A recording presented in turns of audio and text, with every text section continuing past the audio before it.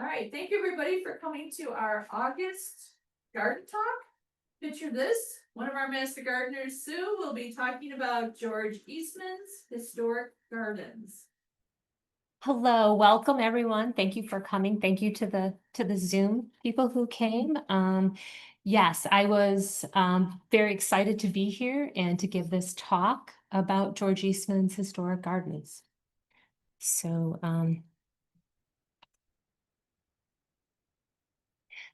this is George Eastman, handsome guy. I didn't really know too much about George Eastman, with the exception of his involvement with photography and that he started the Kodak company. And in my youth, I brought countless of rolls of film to the drugstore to be processed, as probably all of you. But I was able to learn more about George Eastman after watching a news segment on the Dutch Connection at the George Eastman House in February.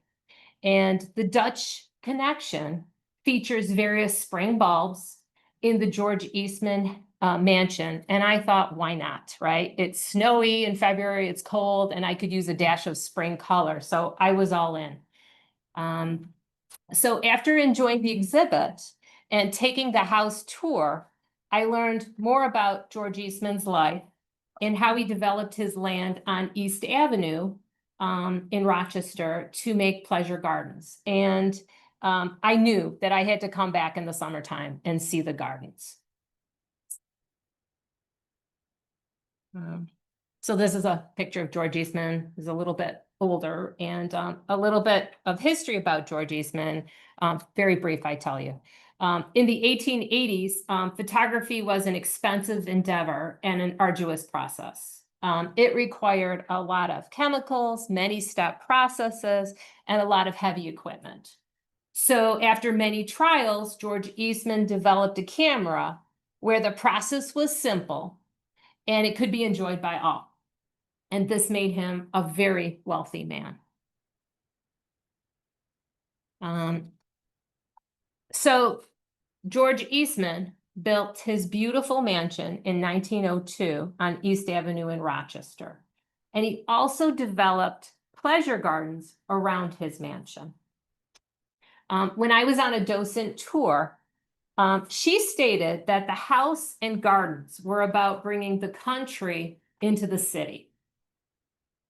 And George Eastman's early interest in horticulture probably stemmed from his father, who, among many, many jobs and things that he did, he also was a nurseryman, and he propagated plants. So in the gardens, there were formal gardens, there were informal gardens.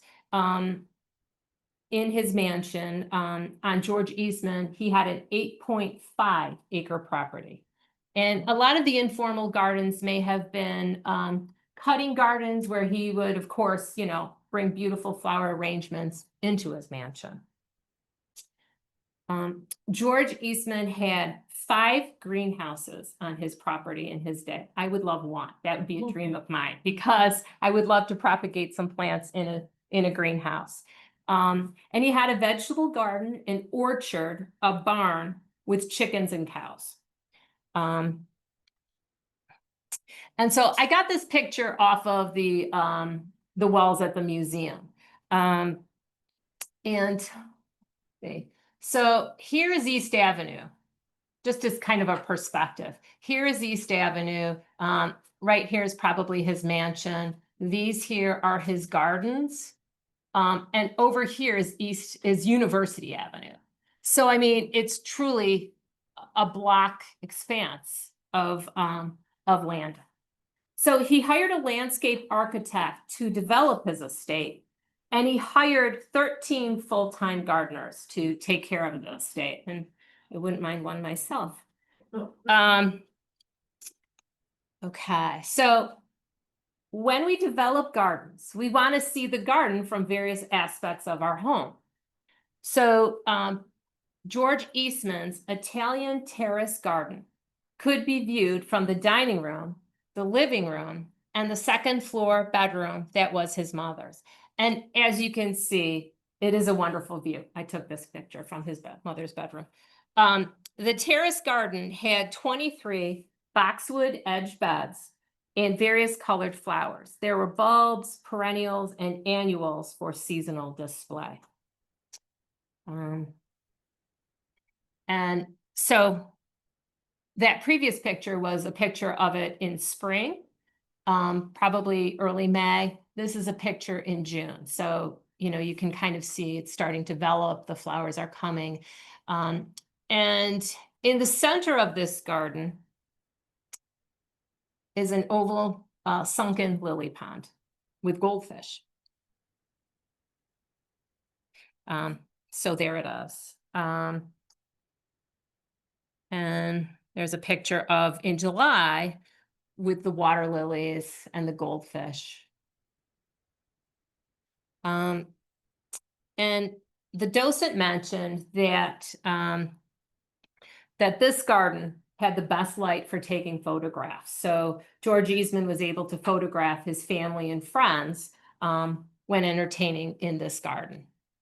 So this here is a picture of I'm looking, towards the house, towards the living room and his mother's bedroom. And this is a picture that was, I believe, in May. Oops. This here is another picture of the gardens that you're just looking at from May. A lot of pretty pictures coming into play. On the side of the Italianate garden is pergolas, and they are covered in wisteria vines. And I just love wisteria. So again, this is taken in May. They were just starting to come into play and be really beautiful. But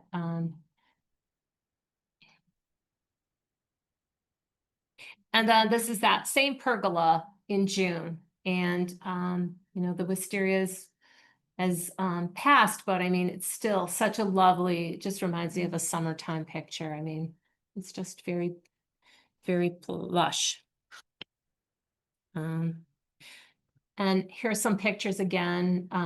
We have some delphiniums and, various flowers that are coming into their season. When I was there in spring, this was a picture of, I didn't know what this was. I thought, oh my gosh, isn't that unusual? And then the fun thing is that when I went into the Cornell Cooperative Garden, I saw this exact same plant. And Jan had told me that this is a fern leaf peony. And I'd never seen one before. So I just thought that the leaves were just so unusual for a peony, but it certainly had the peony flowers. And then in June, there are certainly roses in the Italianate terrace garden.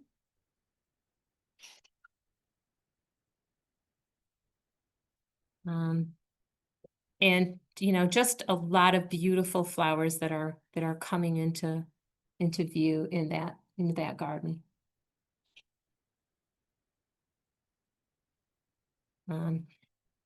There's some evening primroses with the delphiniums, and I love the way they, just make color contrast, dark with light, and in the previous picture, like the oranges with the purples and blues. Just such pretty contrasts.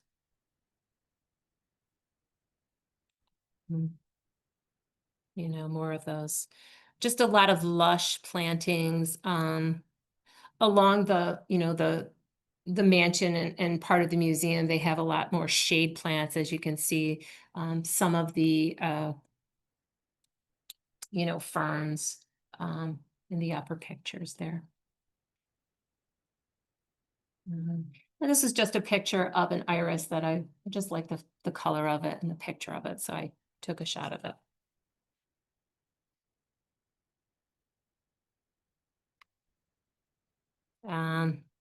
They certainly have a lot of yuccas. They weren't quite in bloom when I was here for taking the pictures, but they certainly gave such a nice structural aspect to the garden. And And then this was in July with the campanulas and a lot of the oriental lilies that were coming into bloom. And I mean, the scent is so intoxicating of oriental lilies. I just really love them. And again, in July, a lot of hydrangeas that were starting to bloom around the Italianate gardens. And some phlox, as we see in Liatris.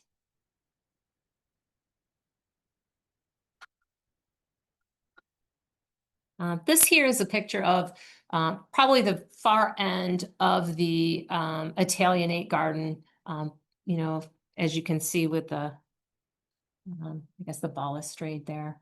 And then, you know, they have just all these pictures of the hydrangeas that are in bloom. They looked really nice.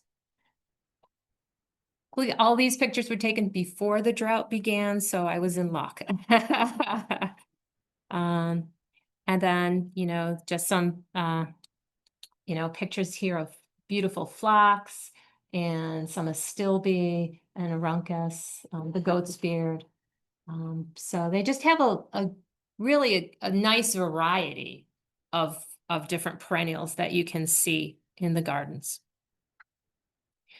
Okay, so next to that Italianate terrace garden was the Vista garden with lawns for strolling, and it was surrounded by trees and shrubs. And this picture was taken in early May with beautiful, you know, flowering trees that were in place. And this is, you know, again in May with the beautiful magnolia tree that was coming into bloom. I had a magnolia tree growing up, and I just love the blossoms on it. And here's another aspect of that Vista garden. And you can almost imagine the ladies with their long Edwardian gowns, you know, strolling through the lawns, maybe some kids, you know, running alongside of them. It really is such a park-like setting, very serene, you know, just lovely. This is taken from, I took this picture from East Avenue. So it's kind of looking through the fencing, but you know, that's, you know, the look of the Vista Garden from East Avenue. And this is a Chinese pagoda tree. And it is historic to the house. So there might not have been a lot of trees that have remained from George Eastman's day, but this was definitely one of them, the Chinese pagoda tree.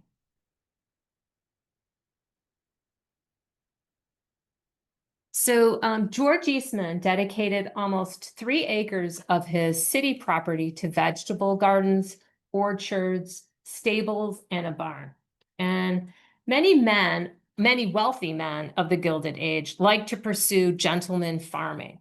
But George Eastman had his in the city, whereas many men of the Gilded Age had their country estates.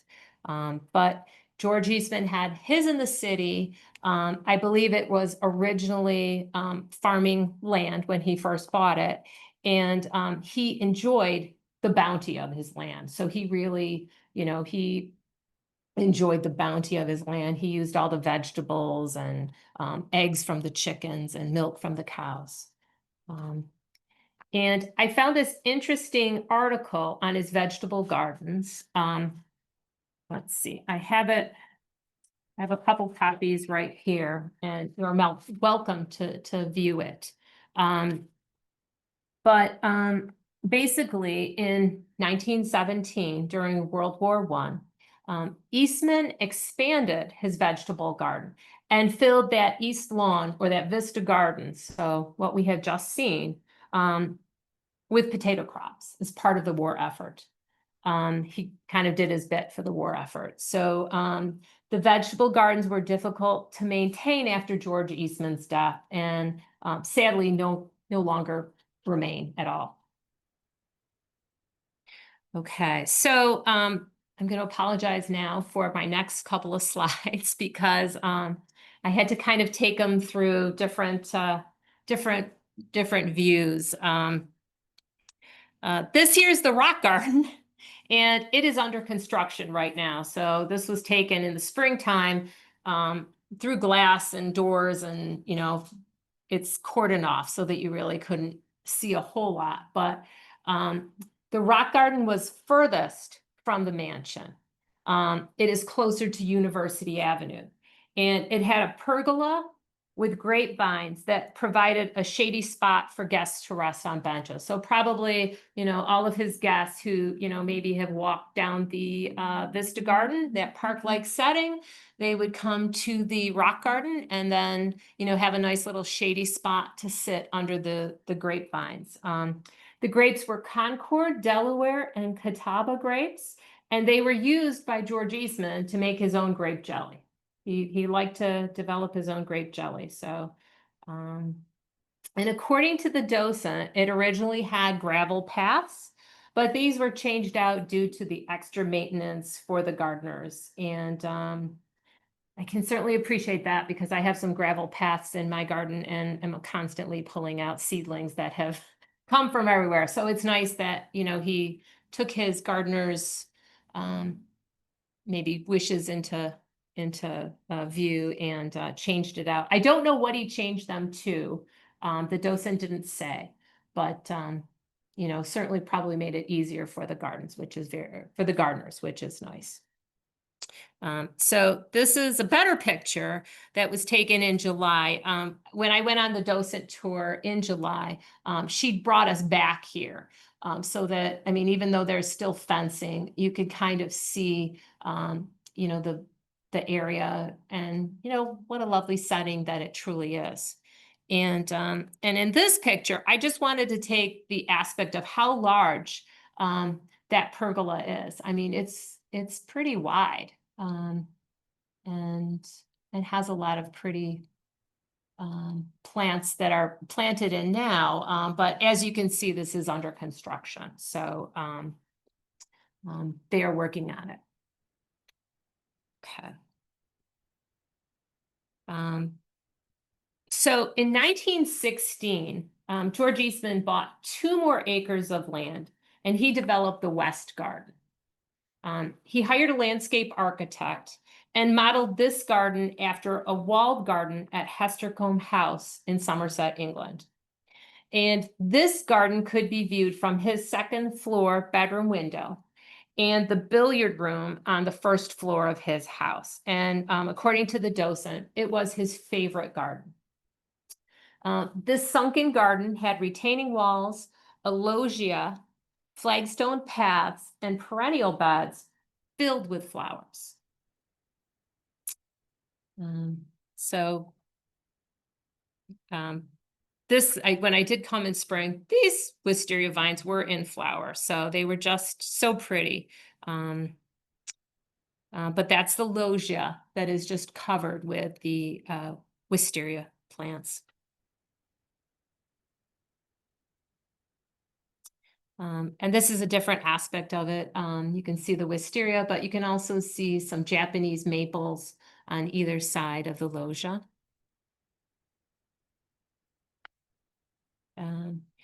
Again, I love the wisteria, but I also love the iron grill work and the details that are part of the loggia. He really liked to use, and I have a better picture of this. I'll show it in a little bit, but he really liked to use kind of floral motifs or, gardening motifs in ironwork throughout, different aspects of his house and garden. So that was just another picture of when the wisteria had ended. Here's the Japanese maples with some flowering shrubs. And there's just a better zoom in view of the flowering shrubs. This is the focal point of the garden. That's in the center of the garden. And you can kind of see a lot of like the nice flagstone, paths, and you have a lot of grass. I was lucky that when I did take the Docent garden tour in July, that she had said that they had just got the fountains working. So inside the loggia, there is this fountain with water spilling out of the lion's head. So I thought that was a lovely picture. And inside the loggia, I mean, there's the beautiful stonework of floral motifs. I mean, you know, it's just beautiful stonework that, you know, is on the arches of the loggia. And there's that nice picture of the ironwork through, with kind of like a bell-like flower motif that you can see.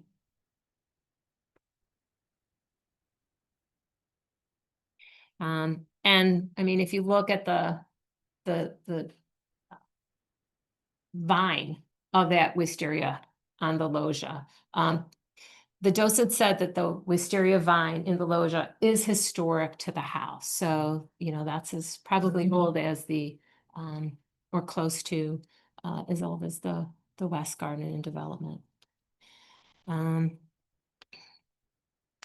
according to the docent, the land that was purchased for the West Garden did have a house on the property. And that Mr. Eastman disassembled the house and used the stones in various aspects for this garden. This garden has been altered several times, and in 1983 there was a partial restoration from the Rochester Garden Club, and that's basically what the garden that we see today in the restoration.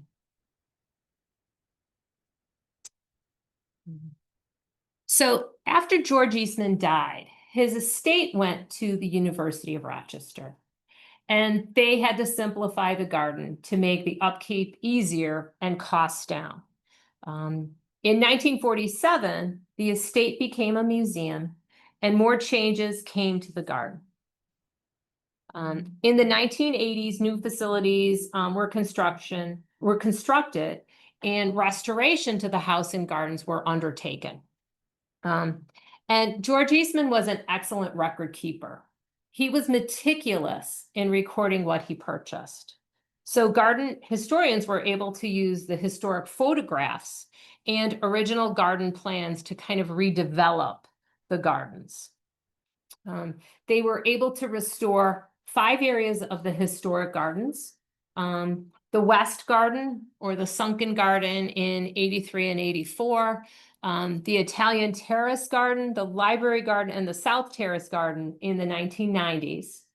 And then they did the Rock Garden in Grape Arbor in 1992. And as we saw previously, it's under construction again. Okay. This here is a picture of, I just liked the picture of the flowering dogwood at the time. It was just beautiful. This is on one side is the West Garden, and on the other side is the Dryden Theater, where they will show various films that they might have during the year. And that is a statue of Philip Seymour Hoffman, who is a Fairport native, who was an actor. And, you know, they have that statue of him in tribute. Okay, so this is the library garden. The current library garden is where George Eastman had his cut flower garden. And the interesting fact is the library garden is built on top of a 2-story underground vault containing the museum's photography and archives. So what you see here is really a rooftop garden containing shallow rooted plants. And the library garden is also where the original 5 greenhouses were located until 1917. So this is a picture of the library garden in the springtime with all the beautiful tulips. And there's some, you know, lovely tulips a little closer up of the different varieties that they plant. And this is a picture of the library garden in July. They've planted with a lot of perennials of different colors and varieties. This is a picture. I took this in the museum itself just to kind of give you a little perspective of this. Here is the archives in the photography offices. So, you know, right here is the second, these here are the two floors that would take you to places underground, and this is the one of the levels there. And so as you can see, there is kind of a greenhouse here. And this here I just liked with the spring flowering shrubs. But what I also found fascinating was that the docent stated that the greenhouse that you see in the photograph is now a fire escape for the underground photography archive offices. So there it is. I can just see if the alarms go. You're going to see a lot of people coming out of, hopefully no alarms will be going, but a lot of people would be coming out of that building.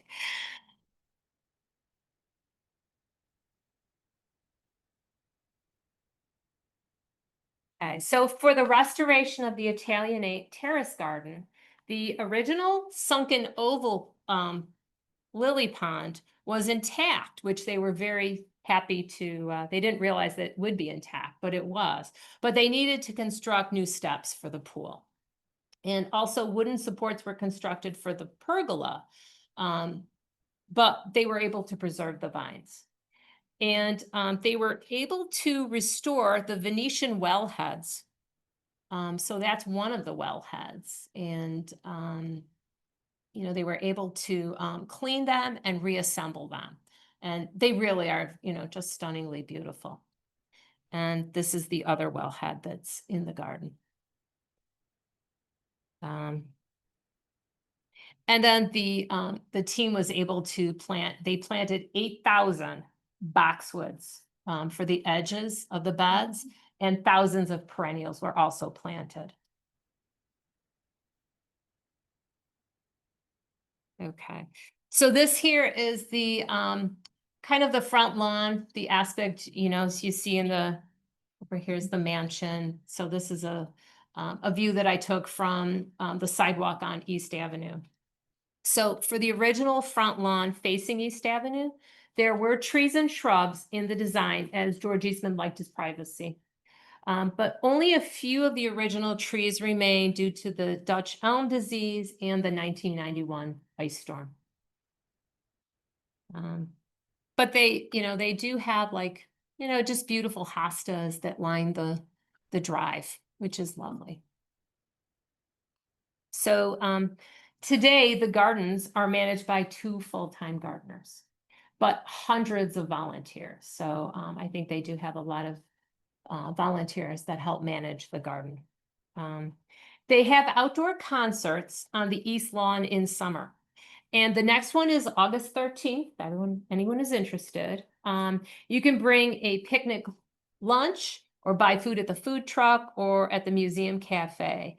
And I have a flyer here if you're interested in seeing it. But as George Eastman really did love music and his gardens, I think it's a nice to see these events happening on that East Lawn, that Vista Garden. It's a nice tribute to him.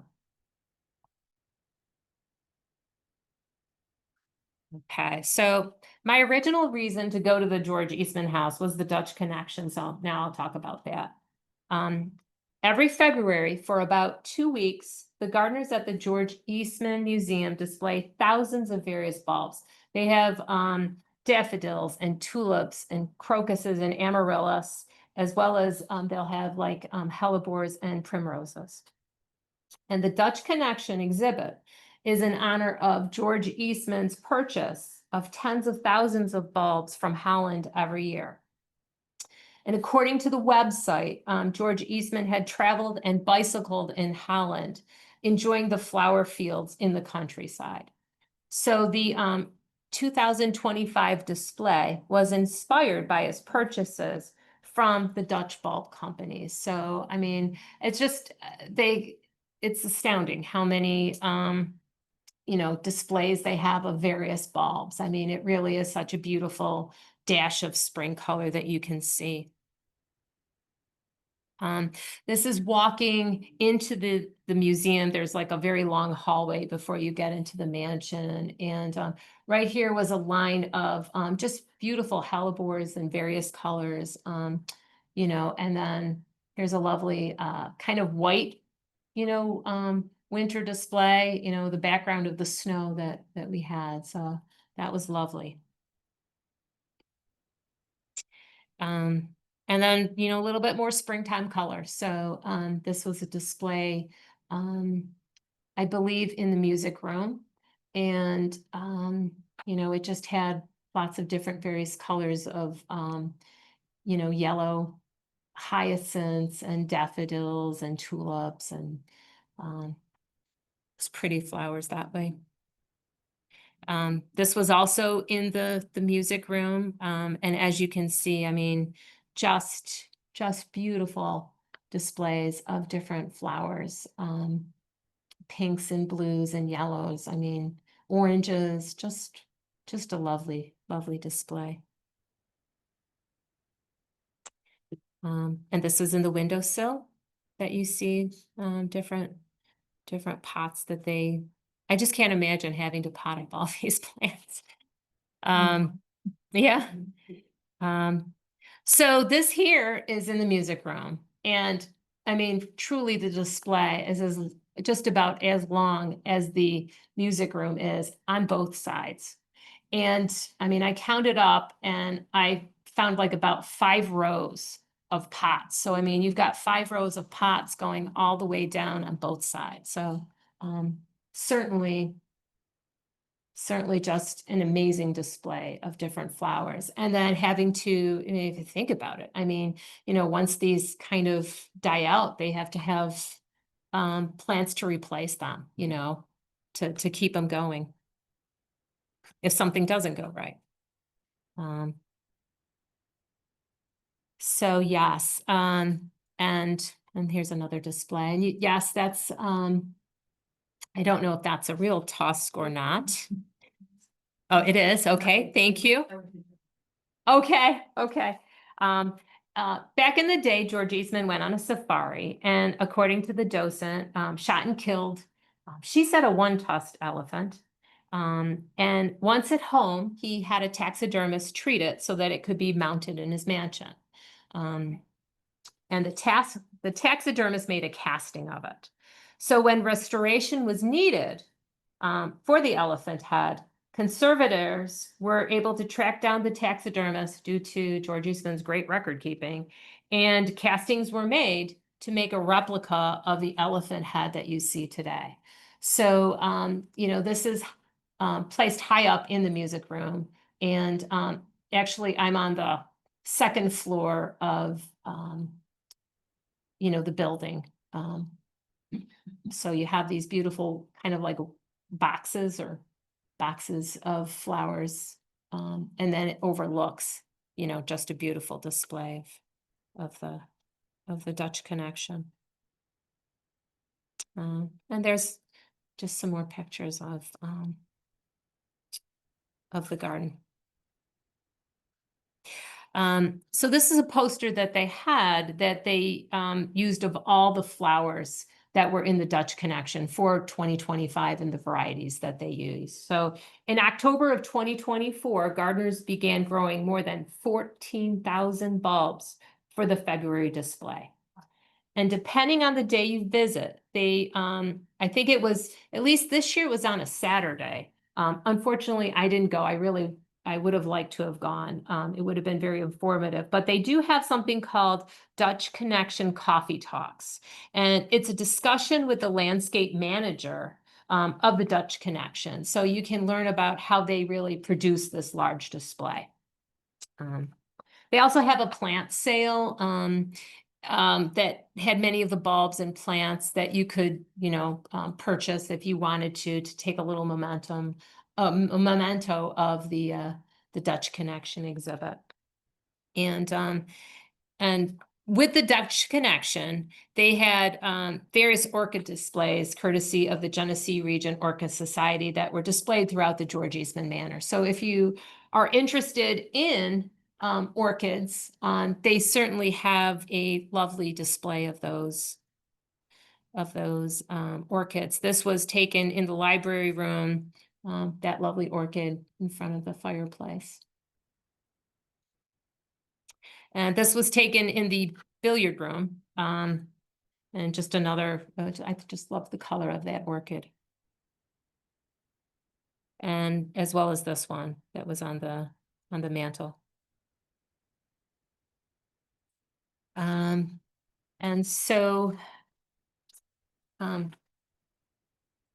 so as stated before, I was so impressed with the Dutch Connection exhibit that I had to, and the George Eastman Mansion, that I knew I wanted to see the gardens in the summertime. And it really is worth a visit because there is so much to see and you learn so much more about George Eastman, his gardens and the mansion with a visit and the docent led tour. I mean, they have lovely anecdotes from George Eastman and little bit more snippets to see the aspects of his life, as well as historical photographs that a lot of them will carry like a binder that might have the historical photographs of what it looked like, either the mansion or the gardens in his day. The tour guides are so knowledgeable. They really are wonderful. So they do have docent-led garden tours in the summer on Sundays at like 12:30. And then the tours of his mansion are daily at 2 p.m. I do think they're closed on Mondays though. But truly, I mean, I really enjoyed my visit. I had never gone to the George Eastman house, which it's kind of funny because we live between Buffalo and Rochester and there's so much to see, but you know, a lot of times I just, you know, we miss out on all these little gems of Western New York. So it truly is a gem. And I just wanted to say I got a lot of information from the Eastman website, eastman.org. They had a lot of information, a lot of historical photographs that if you were interested in seeing, you know, and also it had a lot of information of like what currently are the tours, the hours, and activities like that. And the docent led, again, I can't say enough about how wonderful the docent led tours were.